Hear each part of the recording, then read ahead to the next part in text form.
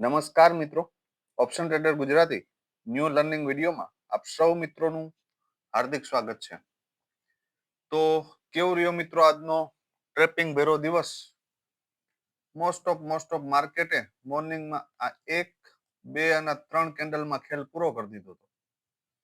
બરાબર, તો આપણી પાછળ કઈ વધ્યું નહોતું કે જેથી કરીને આપણે કોઈ મુવમેન્ટ કેપ્ચર કરી શકીએ. એક ટ્રેપિંગ એને કર્યું છે આ જગ્યાએ, ક્યાંય ઉપર ગયું, ફરી નીચે આવ્યું અને ફરી જે ઉપર ગયું ને એ દરેક માટે કન્ફ્યુઝનનો વિષય હતો. અહીંયાથી રિજેક્શન આવ્યું હોય તો ક્લિયર હતું, બરાબર, પણ આ ફરી જે ઉપર એક કેન્ડલ બનાવી છે ને, અહીંયા બધાને આ માર્કેટે ટ્રેપ કરેલ છે. કેમ કે ઘણા મિત્રોના મને કોલ આવ્યા કે સાહેબ અહીંયા અમે કન્ફ્યુઝનમાં હતા એમ. અને અહીંયા પણ માર્કેટે થોડું આ જે બોટમ બનાવ્યું હતું ને એનો સપોર્ટ લીધો ને પછી બ્રેકડાઉન કર્યું. બ્રેકડાઉન કરીને પણ પાછું અહીંયા જે આપણું લેવલ હતું 25,881 આને બ્રેક કર્યું નહીં. એક શ્યોર મુવમેન્ટ હતી મોર્નિંગમાં, સીધું જે આ ડાઉન આવ્યું ને એ શ્યોર મુવમેન્ટ હતી. અને એના પછી એક નાની એવી મુવમેન્ટ આ હતી, બરાબર. આના સિવાય બીજી કોઈ એક મુવમેન્ટ આ કહી શકાય, પણ બંને નાની મુવમેન્ટ હતી, કોઈ મોટી હતી નહીં. આપણે જોઈએ પ્રીમિયમના ચાર્ટની અંદર જે રીતે અહીંયા રિટેસ્ટ પછી અહીંયાથી બ્લાસ્ટ થવું જોઈએ એ થયું નહીં, બરાબર. કેમ કે નીચે આ લેવલ હતું અને જે કેન્ડલ બનતી હતી 15 મિનિટની કેવી બનતી હતી તો કે મોટી બનતી હતી. હવે આપણા સેન્ટિમેન્ટ મુજબ માર્કેટ આપણે ન મળે તો તે આપણે એ માર્કેટની અંદર કામ ન કરાય. ક્લીન વસ્તુ છે આ, બરાબર. જ્યાં સુધી આપણા સેન્ટિમેન્ટ મુજબ આપણે માર્કેટ ન મળે ત્યાં સુધી આપણે આ માર્કેટમાં કામ કરી શકાય નહીં. કોલના પ્રીમિયમમાં આપણે ક્લીન ચર્ચા કરી હતી કે ભાઈ આ જો 97 ની નીચે ગયું ને તો પછી આ 57 સપોર્ટ નહીં લે, આવા મારા શબ્દો હતા, બરાબર. અને આ જે 57 નું લેવલ છે ને સપોર્ટ નું નહીં પણ રેઝિસ્ટન્સ નું કામ કર્યું જુઓ, બરાબર. અને ક્યાં એની રાઈટ વેલ્યુએશન ક્યાં છે તો કે 33 અને બાઉન્સ પણ કયા એરિયામાંથી થાય છે 33 ની આજુબાજુ, બરાબર. એટલે હંમેશા દરેક પ્રીમિયમ છે ને એની રાઈટ વેલ્યુએશન આવીને ઉભું રહે, બરાબર. જોઈ લે પી માં શું થયું છે. પી માં આપણે ચર્ચા થઈ હતી કે ભાઈ આ પ્રીમિયમમાં 69 ની ઉપર એક 15 મિનિટની કેન્ડલનું ક્લોઝિંગ આવે તો સારી એવી ઓપોર્ચ્યુનિટી છે. આના ટાર્ગેટ હજુ પેન્ડિંગ છે, હજી આના ટાર્ગેટ કેવા છે, પેન્ડિંગ છે. પણ એક ડીપ મળે તો આમાં ઓપોર્ચ્યુનિટી મળી શકે ભાઈ, આ યાદ રાખજો, બરાબર. કેમ કે આ લેવલ પછી આ પ્રીમિયમમાં 170 અને એની ઉપરના 222 સુધીના ટાર્ગેટ હતા, બરાબર. પણ એ ટાર્ગેટ હજી કેવા છે, પેન્ડિંગ. આ ડીપ થી બાય થયા પછી આની અંદર આગળનો એક પણ લો બ્રેક થતો નથી. આમાં ઓપોર્ચ્યુનિટી ક્યાંથી તમને બધાને પ્રશ્ન થતો હશે. તો ફર્સ્ટ ઓપોર્ચ્યુનિટી તો આ એરિયામાં જ હતી, બરાબર. પણ અહીંયા શું કર્યું છે કે માર્કેટે તમને ટાઈમ આપ્યો છે એક્ઝિટ કરવાનો, કેમ કે આ ઘણા પોઈન્ટ છે, બરાબર. એસએલ ટ્રેલ કરવાનો પણ મોકો આપ્યો છે. અહીંયાથી શું કર્યું તો કે ફરી ડાઉન આવી ગયું અને આ એરિયામાંથી શ્યોર ઓપોર્ચ્યુનિટી હતી. રીઝન એ હતું કે આ પુલ બેક એરિયા હતો, બરાબર. અને અહીંયાથી એન્ટ્રી થયા પછી તમારું આ ફર્સ્ટ ટાર્ગેટ આ હતું તો એની એક શ્યોર મુવમેન્ટ નાની એવી મેં કીધું ને કે નાની મુવમેન્ટ બે આપી છે, બરાબર. અને એના પછી આ પુલ બેક ઉપર તમે અહીંયાથી જો એન્ટ્રી કરી હોય તો આ એક નાનો એવો ટાર્ગેટ આમાં મળ્યો છે. બાકી એક શ્યોર મુવમેન્ટ આ એક જ હતી, બરાબર. અને આજે કદાચ કોઈ મિત્રોને કોઈ ટ્રેડ ન મળ્યો હોય ને તો પણ વેલિડ છે.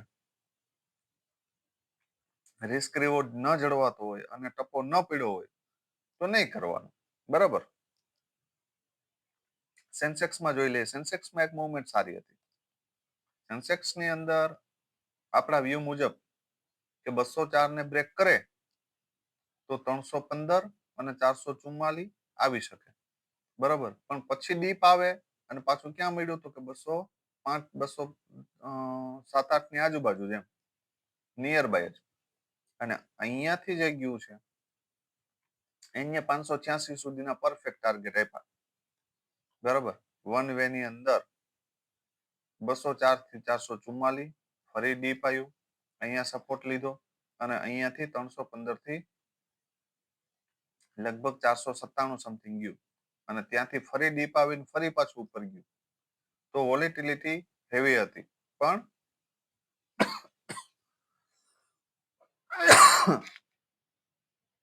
સોરી મિત્રો, તો આ મુવમેન્ટમાં કદાચ એકાદ મુવમેન્ટ પણ કેપ્ચર કરવા મળ્યું હોય તો એ 200 પોઈન્ટ છે ભાઈ. કેટલા છે? 200 પોઈન્ટ. તો કોઈ મિત્રોએ આમાંથી કોઈ મુવમેન્ટ કેપ્ચર કરી હોય તો કોમેન્ટમાં જણાવજો. બરાબર. હવે ખાસ જોવાનું છે આવતીકાલે શું થઈ શકે. આવતીકાલ માટે મહત્વનું સૌથી પહેલા ઇન્ડેક્સ સમજી લઈએ. હવે જો ભાઈ હાલની પોઝિશનમાં માર્કેટ લોંગ ટાઈમ ફ્રેમ ઉપર કેવું, લોંગ ટાઈમ ફ્રેમ ઉપર લોઅર લો મારે છે. કેવું મારે છે? લોઅર લો, મતલબ કે ડાઉન ટ્રેન્ડમાં છે. અપસાઇડમાં બુલિશ થવા માટે આપણે મિનિમમ ક્યાં સુધી, તો કે 26,000 ના લેવલની ઉપર એક 15 મિનિટની કેન્ડલનું ક્લોઝિંગ આવે ને તો આપણે અપસાઇડ માટે બુલિશ થઈ શકીએ. બાકી અહીંયાથી ઉપર જશે ને તો આપણે એને રિટ્રેસમેન્ટ માનશું. બરાબર, આટલું ક્લિયર રાખજો. પણ એક સારી એવી ઓપોર્ચ્યુનિટી અપસાઇડ અને ડાઉનસાઇડ ક્યાંથી મળી શકે? ડાઉનસાઇડ માટે તો આ ક્લિયર વસ્તુ છે, 25,997. આની નીચે આવે, બરોબર, અહીંયા કોઈ નેગેટિવ કેન્ડલ બનાવે તો અહીંયાથી શોર્ટ કરી શકાય ડાઉનસાઇડ માટે. બરાબર. અપસાઇડ માટે સારામાં સારી ઓપોર્ચ્યુનિટી ક્યાં? તો કે આ પ્રીમિયમ ક્યાં લે છે? આ ઇન્ડેક્સ ક્યાં લે? 25,851. આ ફરી પાછું જો તમને અહીંયા ડીપ મળે અને અહીંયા સપોર્ટ લેતું દેખાય, ક્યાં? અહીંયા 25,842. બરાબર. અને અહીંયાથી તમારી એન્ટ્રી થાય, 909 ને બ્રેક કરી દે તો 997 સુધી જઈ શકાય. બરાબર, આટલું જ અપસાઇડ માટે. અહીંયા જોવાનું છે કે બ્રેક કરે કે નથી કરતું. બરાબર, આ ક્લીન વસ્તુ. બીજી બાયની ઓપોર્ચ્યુનિટી ક્યાં? તો કે માર્કેટ મોર્નિંગમાં ખુલતા વેત સીધે સીધું 777 આવી જાય અહીંયા અને અહીંયા સપોર્ટ લે 777. તો બીજી ઓપોર્ચ્યુનિટી અહીંયા પણ છે. બરાબર, અહીંયાથી પણ જો કોઈ પોઝિટિવ કેન્ડલ બનાવે ને તો અહીંયાથી એક ઓપોર્ચ્યુનિટી છે ને 842 ની ઉપર એક 15 મિનિટની કેન્ડલનું ક્લોઝિંગ આપે અને ફરી ડીપ આવે ને તો અહીંયાથી એન્ટ્રી કરી શકાય અને આ લેવલ બ્રેક કરી દે ને તો આ બે લેવલ સુધી રાહ જોઈ શકાય. તો એક સારો એવો ટ્રેડ મળશે. ક્યાંથી? અહીંયા ડીપ આવી જાય, અહીંયાથી ઉપર જાય અને આ રીતે આમ પુલબેક સાથે જશે ને તો અહીંયા સુધી આ લોંગ ટ્રેડમાં એન્ટ્રી કરી શકાય.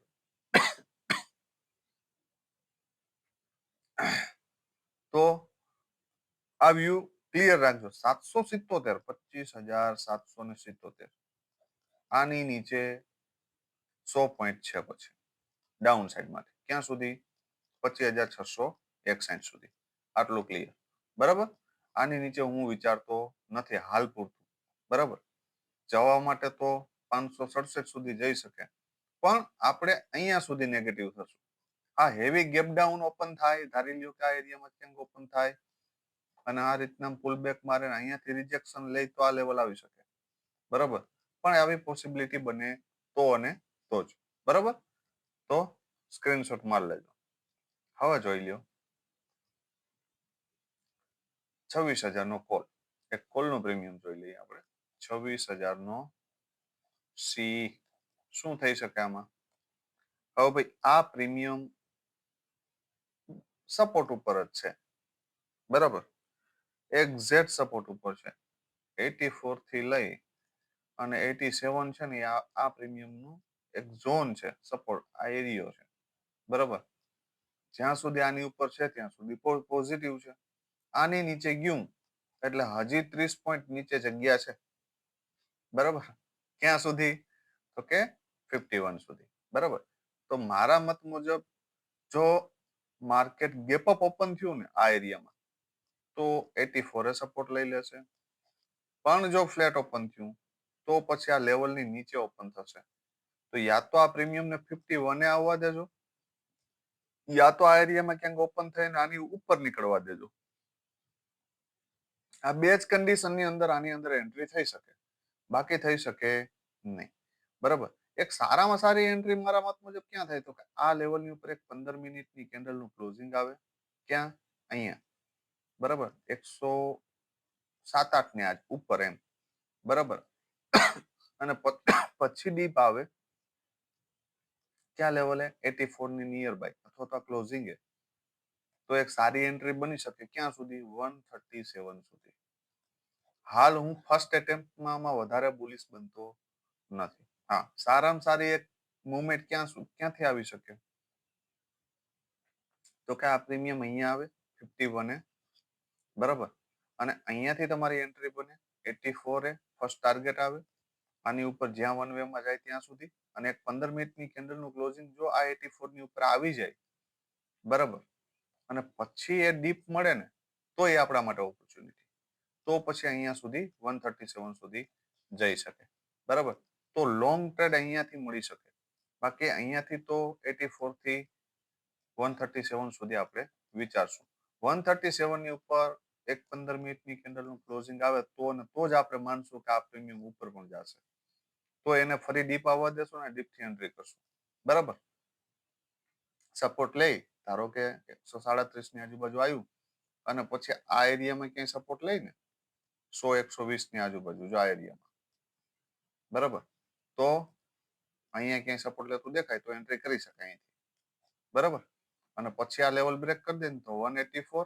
અને 236 આ બે લેવલ માટે બેસાય બરાબર સ્ટેપ બાય સ્ટેપ આટલું ક્લિયર 51 છે ને એ ધ્યાનમાં રાખજો આ પ્રીમિયમ માટે સારો બાઇંગ એરિયા છે આની નીચે જાય તો 30 બરાબર 30 ની નીચે આ પ્રીમિયમ ને આપણે હપ્તે હપ્તે ભૂલી જશું પણ મારા મત મુજબ આ બે બાઇંગ ઝોન છે હાલની પોઝિશન આટલું ક્લિયર હવે જોઈ લ્યો લાસ્ટ પ્રીમિયમ કેમાં શું થઈ શકે પ્રીમિયમ છે 25,700 નો પી શું થઈ શકે આમાં જો ભાઈ આ છે ને લગભગ 2 કલાક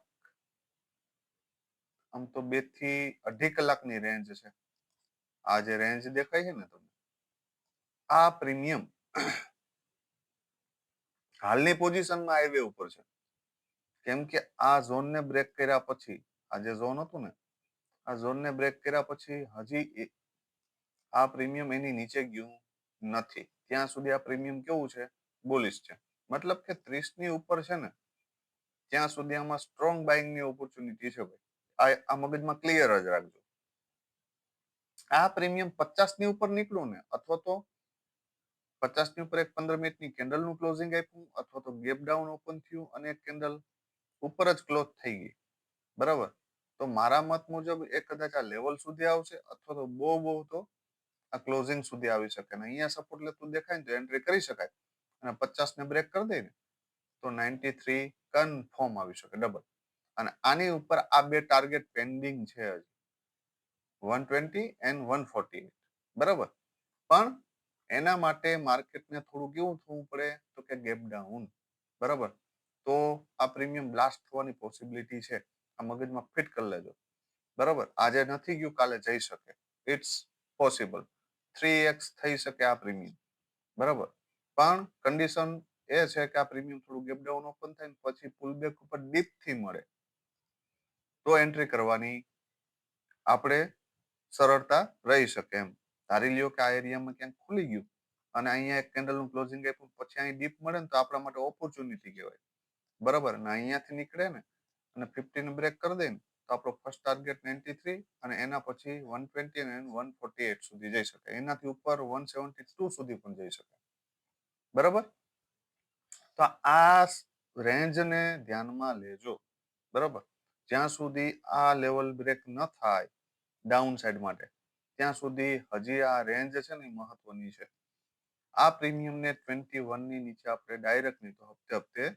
ભૂલી જશું બરાબર તો આજે આપ સૌ મિત્રોએ શું કર્યું છે પ્રોફિટ કર્યો છે લોસ કર્યો છે કે ટ્રેપ થયા છો બરાબર કોમેન્ટમાં જણાવજો બરાબર અને વિડીયોને વધુમાં વધુ મિત્રો સુધી શેર કરજો લાઈક કરજો અને ચેનલ સબસ્ક્રાઇબ ના કરી હોય તો કરી દેજો આવતીકાલે ફરી મળીશું નવા વિડીયોમાં ત્યાં સુધી જય માતાજી હર હર મહાદેવ